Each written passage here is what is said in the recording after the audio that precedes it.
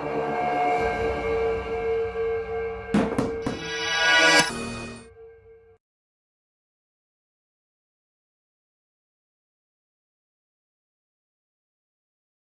up is Skip Murphy, who is going to be talking about our early supports and services programming.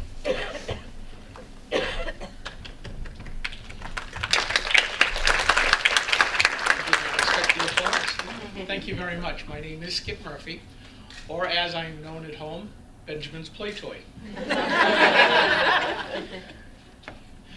It's been a little while since our journey started with Benjamin. My youngest son served a year's tour with the 101st Airborne in Afghanistan.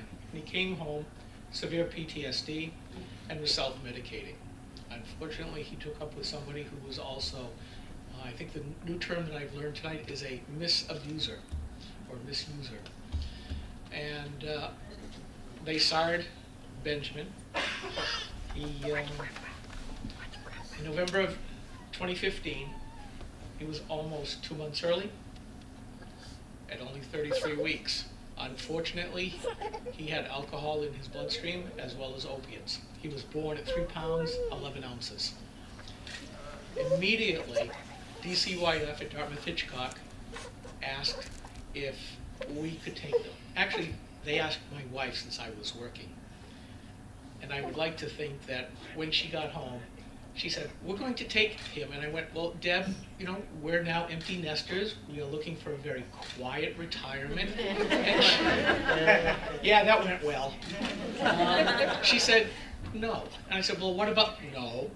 What about no?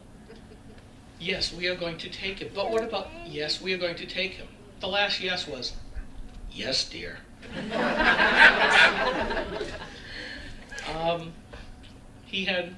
He was addicted to opiates. He spent 3 weeks in intensive care unit up at Dartmouth-Hitchcock. He has since been diagnosed with fetal alcohol syndrome. We knew what was ahead, having raised 2 boys of our own. We also owned a daycare center here in the Lakes region. So we had seen some of the problems that had come through as DCYF would ask us, "Could you take these children?" And we dealt with them. And there were some pretty hard cases, and it wasn't easy. But when we brought Benjamin home, and yes, we did, we spent the next 4 months spending 24 hours a day. One of us was awake to hold him. He was at high risk for SIDS, and we also knew and was told that he had a high threshold for failure to attach and thrive. We had seen the results of that syndrome in our daycare center. So we did everything that we could. I stayed up late, she got up early, and that's how we spent our next 4 months. Our living room became Benjamin Central. That attachment is a human need and cannot be replaced after a certain amount of time. We wanted to make sure that he would have that. However, at one point, because he was still under the legal care of DCYF, we were introduced to early supports and services. When he was just 5 months old, Lauren Barron came into the house and stole his heart, or the other way around. And he began to work with her once a week. In the beginning, she spent a lot of time just swaddling him with blankets to comfort him because he had that FAS and opioid withdrawal syndromes still there. Similarly, time was spent to help him reach important milestones like rolling over, sitting, crawling, and walking. Things that you would ordinarily think are just, that's a natural thing that a baby would do. Not so much with Benjamin, at least in the first part of his life. Because of the circumstances of his birth, he was delayed in all of his developmental areas, but Lauren gave us pointers what to do every single week to help him along.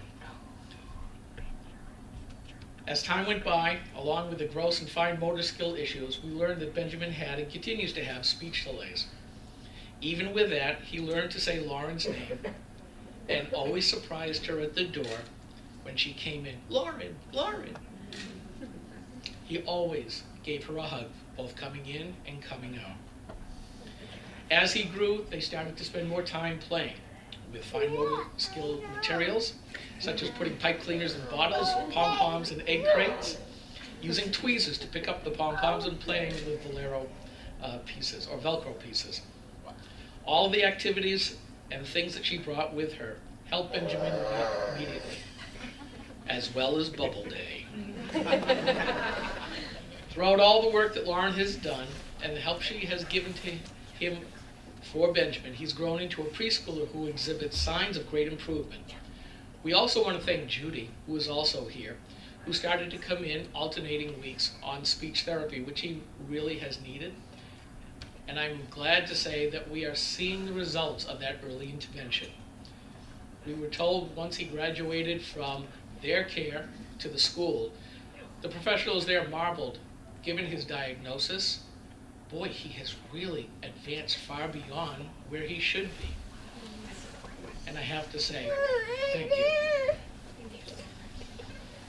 He is still needing supports, which the Guilford school system is doing. There's still a long way to go, but he is doing very well given the bad hand he was given at birth. Excuse me. The worst part was the last day. He didn't know what was going to happen, but Lauren did, and so did we.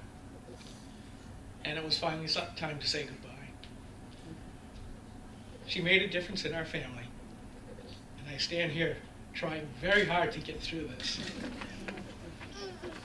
But she made a difference, a big difference, more than what you or I will ever know. And now I can't read my notes. So he is in elementary school now, under their care for the same kinds of supports, undergoing occupational therapy and speech therapy, and it's making a big difference. His vocabulary has grown, his diction has become clearer, and he's starting to go from 3-word sentences to 6 or 7, something normal at this age, but for him is high advancement. I am thankful to both Lauren and Judy and the ESS program for everything that they have done. It made a difference. And with that, thank you.